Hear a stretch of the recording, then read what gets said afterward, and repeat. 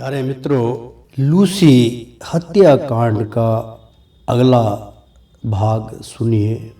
आस्ते आस्ते कथा कहानी का जो आनंद है, रुचि है, वो बढ़ती जा रही है। फिल्म की कहानी का अगला भाग बहुत ही लाजवाब है। लूसी हत्याकांड, मर्डर मिस्ट्री, मनोरंजन से भरपूर। ध्यान से सुनिए और आनंद लीजिए।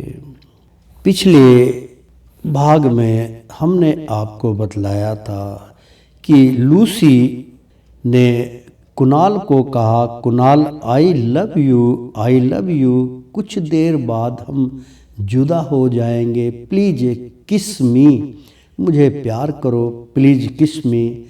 और तभी दरवाजे पर दस्तक हुई। लूसी, लगता है कि कुणाल आ गया। यहाँ तक हमने पीछे कहानी सुनाई थी। मित्रों, कहानी का अगर लुत्फ लेना है, फिल्म देखनी है, पूरे पर्दे की 3-4 घंटे की ये फिल्म है। इसको आप पूरे पर्दे पे उतरते हुए देखेंगे। उससे पहले हम इसका वाचक कर रहे हैं, कथा सुना रहे हैं, आपको कहानी सुना रहे हैं। बहुत रोमांचक और बहुत ही लाजवाब ये मर्डर मिस्ट्री है। तो जब तक आप पूरे भागों को नहीं सुनेंगे तो कहानी का लुत्फ आप नहीं उठा पाएंगे। कहाँ से कहानी शुरू हुई, कहाँ से समाप्त हुई, तो आप ध्यान रखा कीजिए। मैंने पिछले भाग का आपको थोड़ा सा हिंट दे दिया है। अब आगे की कहानी शुरू करने जा रहे हैं, देखिए। उधर कुणाल अपने घर के दरवाजे पर ठीक 6:45 पर दस्तक दे रहा था, मगर लूसी दरवाजा नहीं खोल रही थी। यह सोचकर कुणाल परेशान हो रहा था कि आखिर बात क्या है। अचानक उसकी नज़र दरवाजे की कुंडी पर पड़ी। वो बाहर से बंद थी। यह देखकर वह चौंका, मगर दूसरे ही पल वो समझ गया कि हो सकता है कि लूसी घर चली गई हो। यही सोचते हुए उसने अपने घर का दरवाज़ा खोला, मगर दरवाज़ा खोलते ही उसके मुंह से एक डरावनी चीख निकली। कुणाल, ओह गॉड, ये क्या हो गया? ओह माय गॉड, ये क्या हुआ? अब मैं क्या करूं? लूसी तो मर गई। कुणाल की चीख सुनकर सभी आसपास पड़ोसी के लोग इकट्ठा हो गए और वो भी उस दृश्य को देखकर दहल गए। सभी ने कुणाल को ये सलाह दी कि वो पुलिस को फोन करे। कुणाल ने वही किया और थोड़ी देर में पुलिस आ गई।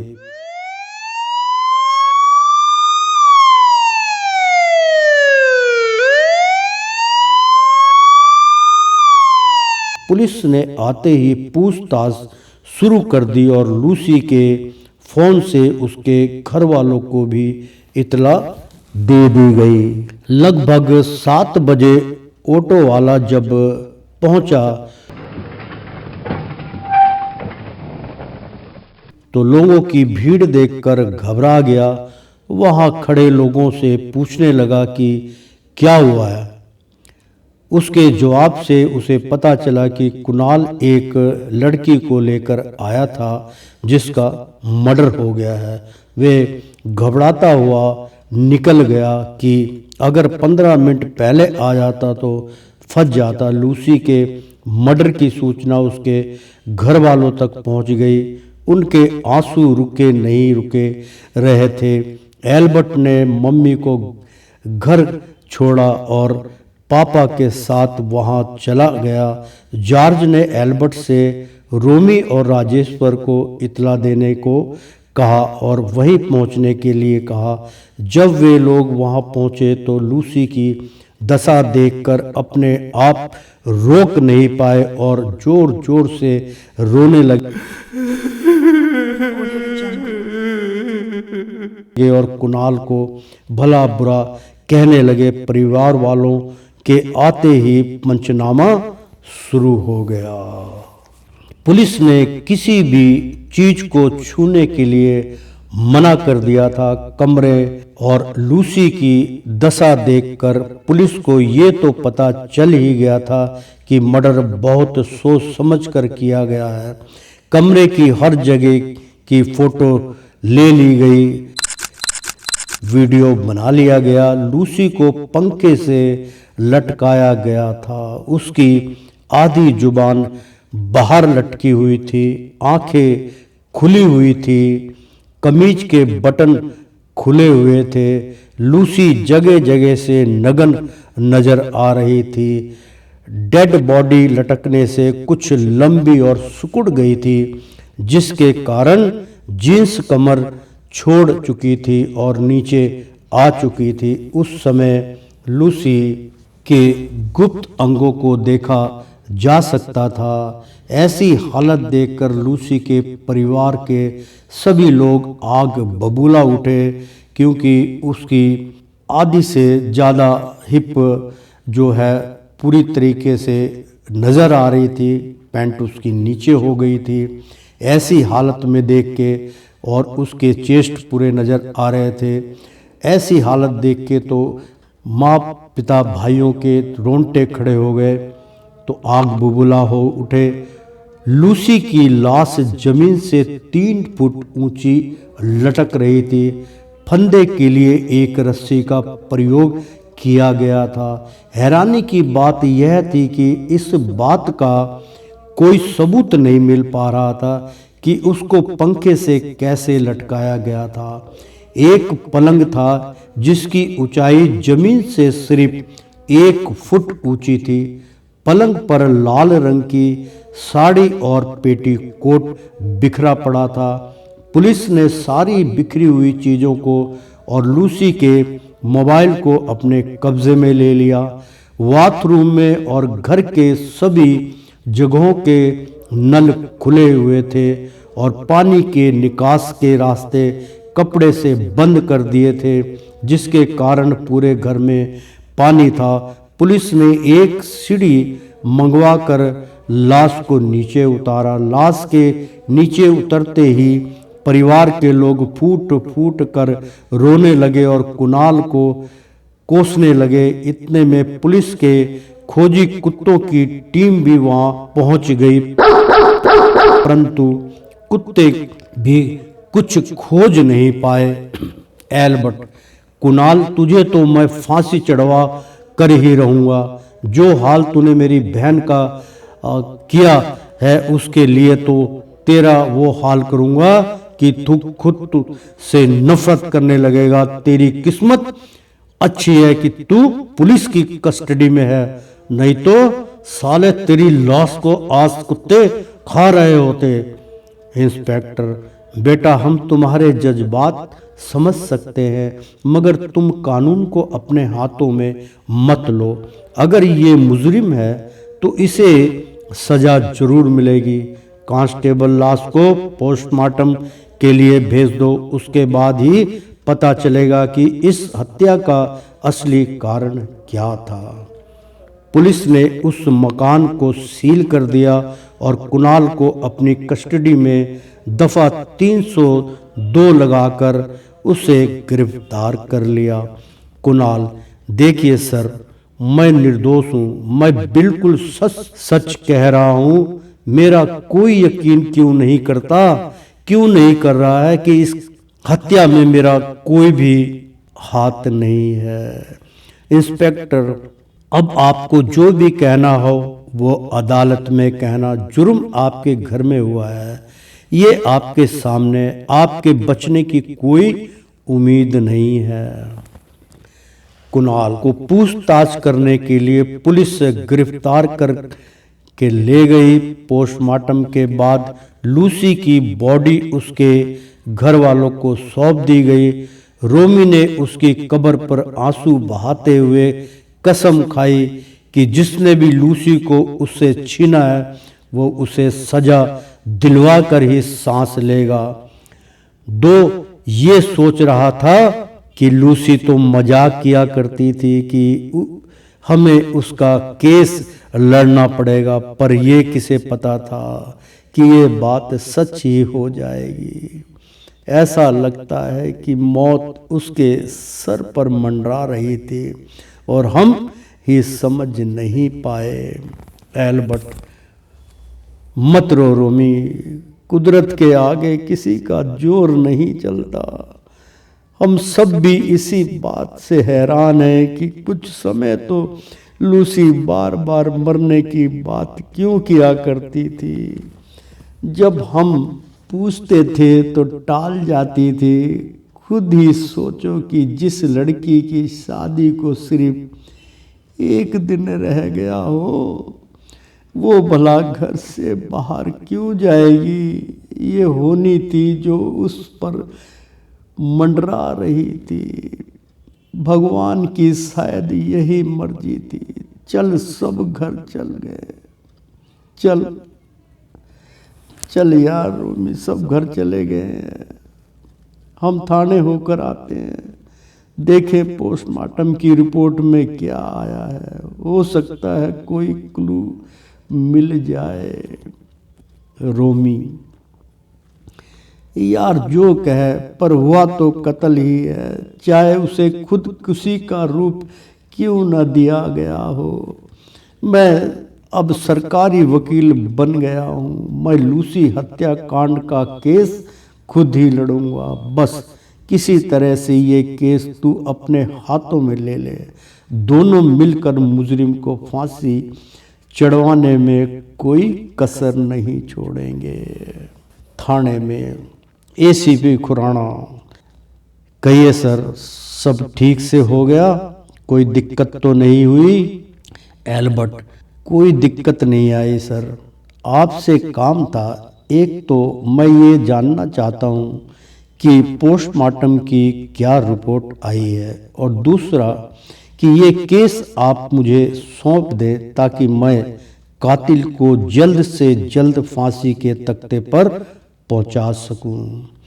एसीपी खुराना, मैं तुम्हारे जज्बात को जानता हूं और तुम्हारे जज्बात की कदर करता हूं बच्चों, पर मुझे डर है कि तुम जज्बात में बहकर किसी निर्दोष को सजा ना दिलवा दो। इसलिए मैंने ये फैसला किया है कि ये केस मैं ही लूंगा और जरूरत पड़ने पर तुमसे भी मिलूंगा। मैं वकील से भी सलाह करना चाहता हूं, क्योंकि पोस्टमार्टम की रिपोर्ट से पता चला है कि बहुत सोच समझकर पूरी प्लानिंग के बाद ये कत्ल किया गया है। पहले लूसी को शराब पिलाई गई, फिर उसके साथ पहली बार बलात्कार किया गया है और उसके बाद नशे की हालत में उसे फांसी के फंदे से लटका दिया गया। उसे फांसी के फंदे से लटकाया कैसे गया, उसका पुख्ता सबूत नहीं मिल रहा। सबूत मिटाने के लिए कातिल ने बड़ी होशियारी से पूरे घर के अंदर पानी पानी कर दिया। सारे सबूत मिट गए। रोमी, सर, आप कुणाल के बारे में क्या कहते हैं? हो सकता है कि ये कुणाल ने ही किया हो। एसीपी खुराना, बात तो वकील साहब आपकी बिल्कुल सही है। शक तो पूरा कुणाल पर ही जाता है। मैंने कुणाल की जमानत भी इसलिए रद्द कर दी है। 3 दिन के बाद पेशी है, उसके बाद पूछताछ शुरू होगी। एल्बर्ट, ठीक है सर, आप हम चलते हैं, हमें आपका इंतजार रहेगा। 3 दिन के बाद कुणाल की पेशी हुई और उसको 15 दिन की रिमांड पर पुलिस की हिरासत में भेज दिया गया। इस केस की पैरवी एसीपी खुराना कर रहे थे। पूछताछ के दौरान कुणाल हाथ जोड़कर यही कहता था कि वो निर्दोष है। आप मेरी बात क्यों नहीं मानते? मैं निर्दोष हूँ, मैं निर्दोष हूँ। कुणाल, सर, मैं निर्दोष हूँ। आप कम से कम मुझे अपने माता पिता को फोन करके खबर तो देने दीजिए। एसीपी खुराना, तुम फोन नंबर दे दो, हम इतला कर देंगे। तुम रिमांड पर हो, तुम्हें ना तो किसी से बात करने की इजाज़त है और ना ही मिलने की, और तो तुम्हारी बेल भी नहीं हो सकती। तुम साफ साफ बता दो कि तुमने ये कत्ल क्यों और कैसे किया। कुणाल, अगर मैं सच सच बता दूं तो क्या आप मुझे छोड़ देंगे? एसीपी खुराना, अगर तुम सच सच बता दोगे और अपना जुर्म कबूल कर लोगे तो मैं तुम्हारी सजा जरूर कम करवाने में आपकी मदद करूंगा और सजा जरूर कम हो जाएगी। कुणाल, सर आप मुझे नेक और सच्चे ऑफिसर लगते हैं, आप मेरी सच्चाई को जरूर समझेंगे। सच तो ये है कि ना तो मैंने लूसी का बलात्कार किया है और ना ही उसका कत्ल किया। मैं आपको शुरू से सब कुछ बताना चाहता हूँ। 14 जुलाई को मेरा जन्मदिन था। लूसी ने 4 महीने पहले ही इस दिन मेरे घर आने का वादा किया था। मैं इसलिए उस दिन घर पर ही था। लूसी की शादी 15 जुलाई की थी। मैं घर पर यही सोच रहा था कि लूसी की कल शादी है, पर फिर मेरे मन में ये भी आ रहा था कि वे अपने वादे की पक्की है। वे अपने वादे की पक्की भी निकली। वो ठीक 4 बजे मेरे घर पहुंची। उसके बाद हमने आपस में बातें कर रहे थे कि 5:45 पर मुझे फ़ोन आया कि मेरे दोस्त की माँ का एक्सीडेंट हो गया है, उनको अस्पताल ले गए हैं और मुझे अचानक जाना पड़ा। उसने मुझसे कहा था कि उसने 7 बजे घर जाना है, तो मैंने उसे मेरे आने तक इंतज़ार करने को कहा था। मैंने उसे कहा था कि मैं उसे घर वापस छोड़ दूंगा। उसने मुझसे कहा था कि वो वापस अपने आप चली जाएगी, लेकिन मैंने ही उसे कसम देकर रोका था। अस्पताल पहुंचकर मुझे पता चला कि उन्हें मामूली चोटें लगी हैं, तो मैं घर वापस 6:45 तक वापस आ गया। मैंने देखा कि घर के बाहर कड़ी लगी हुई है और दरवाजे के नीचे से पानी, तो मुझे लगा कि लूसी घर चली गई होगी और पानी आ गया होगा, नल खुला होगा। शायद गलती से ये कोई नल खुला रह गया होगा। यही सोचकर मैंने झटके से दरवाज़ा खोल दिया। तब मैंने देखा कि लूसी की लाश पंखे से लटक रही है। लटकने का कोई जरिया भी कोई मुझे नजर नहीं आया और अचानक मेरी चीख निकल गई। मैं बहुत घबरा गया था। मुझे समझ नहीं आ रहा था कि मैं क्या करूं। एक बार मन में ख्याल आया कि उसके घर वालों को खबर कर दूं, फिर मन में आया कि भाग जाऊं, लेकिन फिर मैंने फैसला किया कि मैं यहीं रुकूंगा, क्योंकि मैंने कुछ नहीं किया तो मुझे डरने की कोई ज़रूरत नहीं है। मेरी आवाज़ सुनकर पड़ोसी आ गए, तो उनके कहने पर मैंने पुलिस को इत्तला कर दी। एसीपी खुराना, शाबाश बेटा, क्या कहानी बनाई है, मगर ये बयान देकर तुम बच नहीं सकते। लूसी का कत्ल 6:30 पर हुआ था। वो 6 बजे तक ठीक थी और उसकी एल्बर्ट से बात भी हुई थी। तुम्हारे कहने के हिसाब से तुम 6:45 तक घर पहुंच गए थे, तो तुमने उसी समय फ़ोन क्यों नहीं किया? तुमने सारे सबूत मिटाने के बाद 7:30 पर फ़ोन किया। तुम अब तक जो भी कहा वो सब झूठ था। उस पर सारे हथकंडे आजमा लिए गए, पर कुणाल यही कहता रहा कि उसने कुछ नहीं किया। कुणाल को रिमांड पर लिए हुए 14 दिन बीत गए, पर उसका बयान कोई बदला नहीं सका। एसीपी खुराना ने अफसरों की बैठक बुलाई। एसीपी खुराना, आज 14 दिन हो चुके हैं, पर आप लोग अभी तक इससे कुछ भी उगलवा नहीं पाए और ना ही जुर्म कबूल करवा पाए। हमारी तहकीकाती के हिसाब से तो कुणाल ही मुजरिम है। कल आखिरी दिन है, अगले दिन नहीं उसकी पेशी है। आप लोग क्या जवाब देंगे? कल के लिए इसे खिला पिलाकर तैयार कर दो। कल हम इससे पूछताछ करेंगे और सच्चाई क्या है ये जानकर ही रहेंगे।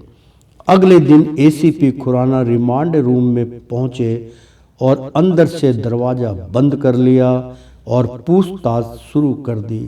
एसीपी खुराना ने उसे उल्टा लटका दिया और बेल्टों से मारना शुरू कर दिया। कुणाल ने फिर भी जुर्म कबूल नहीं किया। एसीपी खुराना ने बर्फ की सिलियां मंगवाई और 2 कांस्टेबल को बुलाया, उसे उस पर उल्टा लिटा दिया। एक कांस्टेबल से कहकर एक डंडा गर्दन पर लगाकर दोनों हाथों के बीच फंसा दिया, शिकंजा चढ़ा दिया। दूसरे से गर्दन से लेकर नीचे तक बेलन पूरी ताकत से चलवाया। दूसरी बार में ही कुणाल की चीख निकल गई और उसने कबूल कर लिया कि लूसी का कत्ल उसने ही किया है। एसीपी खुराना, इसका बयान नोट कर लो, इसके हस्ताक्षर करवा लेना, इसे गरम गरम सूप भी पिला देना। इंस्पेक्टर, अगर तुम पहले ही अपना जुर्म कबूल कर लेते तो तुम्हारी ये हालत नहीं होती। कुणाल, अरे जल्लादो, अगर मुझे पहले पता होता कि सच कहने की इतनी बड़ी सजा होती है तो मैं पहले ही झूठ बोल देता। कुणाल के घर वाले पहुंच गए और उन्होंने जमानत के लिए वकील को भेज दिया। रात 8 बजे कुणाल का वकील राघव। कुणाल, मैं आपका वकील हूँ। राघव, मेरा नाम है। आपका केस लड़ूंगा। आपके घर वाले सब आ चुके हैं, अब घबराने की कोई बात नहीं है। आप सारी बातें मुझे सब सच सच बता दीजिए ताकि मैं कल कोर्ट में आपकी बेल करवा सकूं। अगर आपने मुझसे कुछ भी छुपाया तो मैं आपकी कोई मदद नहीं करूंगा और नहीं कर सकूंगा। अगर कोई ठोस सबूत नहीं मिला तो कल जमानत पर रिहा कर दिए जाओगे।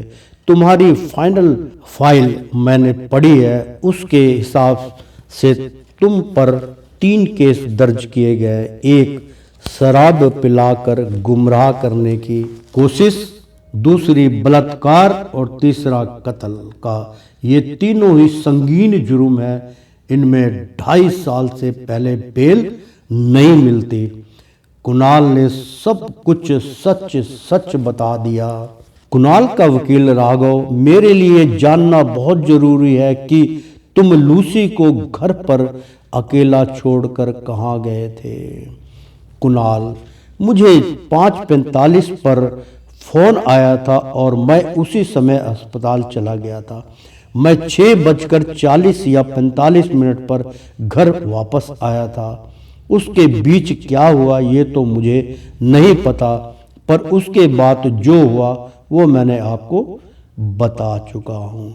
वकील राघव, कुणाल, समझ लो कि तुम्हारी जमानत हो जाएगी और ये केस भी 2-4 पेशियों में खत्म हो जाएगा। यदि आपका दोस्त दिनेश और उसकी मम्मी गवाही देने आ जाए तो हमारी सारी समस्या हल हो जाएगी। मित्रों, अगले भाग में आपसे फिर मुलाकात होगी, ये जानने के लिए क्या उसकी जमानत हुई, क्या उसके मित्र जिसके लिए वो गया था, क्या उसकी वो गवाह के तौर पर उसकी मदद करेंगे या नहीं करेंगे। ये सब अब आने वाले समय में आपको पता चलेगा कि कातिल कौन है। तो मित्रों, देखते रहिए, पढ़ते रहिए, फिल्म की कहानी सुनते रहिए। लूसी हत्याकांड की लूसी का असली कातिल कौन है? क्या कुणाल ने कत्ल किया? क्या उसने स्वयं अपने आप फांसी लगाई? ये सब सवालों का जवाब आपको कहानियों में मिलता जाएगा, रोमांच बढ़ता जाएगा। मित्रों, ध्यान से अब इस कहानी का आनंद लीजिएगा। अगले धारावाहिक में, अगले भाग में आपसे फिर कहानी के साथ प्रस्तुति होगी। जब तक के लिए नमस्कार।